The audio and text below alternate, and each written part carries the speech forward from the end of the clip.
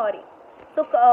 So continuing, I will continue with the thing in which it said that if you get brain stroke, people often die. Okay, the people usually, if the stroke level is high, people die. But also the minor effect of brain stroke is that you have problem in understanding, you have problem in speaking. Okay, if you survive from the brain stroke, you will have problem with speaking, you will have problem with understanding. And paralysis or numbness of the face. Your face becomes numb, your face becomes paralysis. Arm or leg trouble with seeing in one and both the eyes, headache, trouble with walking, etc. So your arm, your legs, they also get paralyzed. You have problem with seeing, okay, either in one eye or both the eyes. You get headache, you have trouble with walking. All these are the psychophysical problems. Next is psychological effects of the stress. Okay,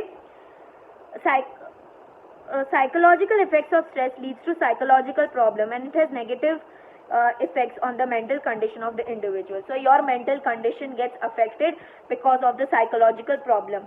Depression effects on decision making process, creates obstacle in problem solving, problem in adjustment, etc. are psychological problem and individuals suffer from. So whenever you are in depression, okay, you have problems in making decisions, you're not able to solve the problems, you're not able to adjust yourself, okay, and all these things are the psychological effects of stress, which is mainly causes depression. First is depression. Any person when experiences stress for a long period of time, there is a change in functions of internal organs of the body. This directly affects the feelings and emotions of the individual. When an individual is deprived from satisfying the desired need, he experiences frustration. Long-lasting effects of frustration can lead to depression. So they have said that for a long period of time, if you are experiencing stress, your body gets affected, your organs get affected. When your organs get affected, definitely your feelings and your emotions also get affected, and you experience frustration because you are not able to satisfy your needs, you are not able to satisfy your goal. If you remain frustrated for a longer period of time, it causes depression in you. The symptoms of depression are anxiety, disturbance in digestion, disturbance in sleep, loss of interest and energy, weakness, feeling of guilt, thinking about suicide, distraction, etc. So what are they saying? What are the symptoms? What are the signs of depression? First is that you have anxiety. What is anxiety? When you have trouble breathing, your heart starts pumping faster, you start taking tension. That is anxiety. You have problem in digestion, you are not able to sleep. Okay, you lose interest in any kind of activity that is around you. You keep feeling guilty, you keep feeling bad about the things around you. Constantly you keep thinking about suicide.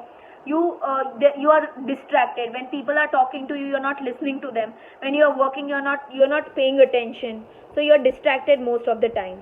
If the intensity and severity of stress increases, then symptoms like loss of pleasure and interest, keeping away from the activities, loss or gain of weight, slow down behavior, exhaustion, inability to think clearly, feeling worthless, frequent thought of death, suicide are common thoughts seen in an individual. So what are they saying? If your stress goes on for a longer period of time, if you keep being depressed for a longer period of time, you stop getting pleasure, you stop getting interest in things around you. Okay, you lose interest in activities which you like. Either you gain lot of weight or either you lose lot of weight. Okay, your behavior becomes very, very slow. You stop responding to things very slowly. You are always exhausted or tired. You're not able to think clearly. You start feeling worthless. Worthless means I'm good for nothing. Nobody likes me. So you start feeling worthless, and frequently you keep thinking about death. You keep thinking about suicide, and all these things, okay, happens because of depression and because if you remain in stress for a longer period of time. Second, effect on decision making. When the level of stress increases in an individual, then there is a negative effect on capacity to take decision, to take balanced decision. It is important to evaluate the situation in realistic way, to have correct perception, to be able to take decision from different point of views. So whenever you remain in stress for a longer period of time, your cognitive ability, your ability to think, to decide, all these things are affected. Okay, and you're not able to think positively, you keep thinking negatively. Okay, you don't take balanced decision. Balance એટલે equal decisions, proper decisions. You're not able to take logical decisions. You're not able to take real decisions, realistic decisions. Okay, you have problem in seeing the problem in a correct way, and obviously you are not able to think clearly. One has to think in a calm way also. When an individual is under severe stress, he cannot think logically, and hence it affects the decision making power. So what they are saying, that whenever you're taking decision, you have to be calm, and when you are in stress, you cannot be calm, and that is why you end up taking wrong decisions when you are in depression, whenever you are in stress. When an individual is under severe stress, he cannot think logically, and hence, okay, in such situation, he either avoids taking decision or depends on others to make decisions. So whenever the person is stressed, they don't take the decision, and mainly they depend on other people to take the decisions for them. The third is obstacle in problem solving. Obstacle meaning problems in obstacle meaning difficulties in solving various problems. In stressful situation, an individual faces difficulty in solving his problem. So whenever a person is in stress, he faces difficulty in solving problems. To solve problem, one needs to think clearly, think positive and negative aspect. Trials should be increased and errors should be decreased.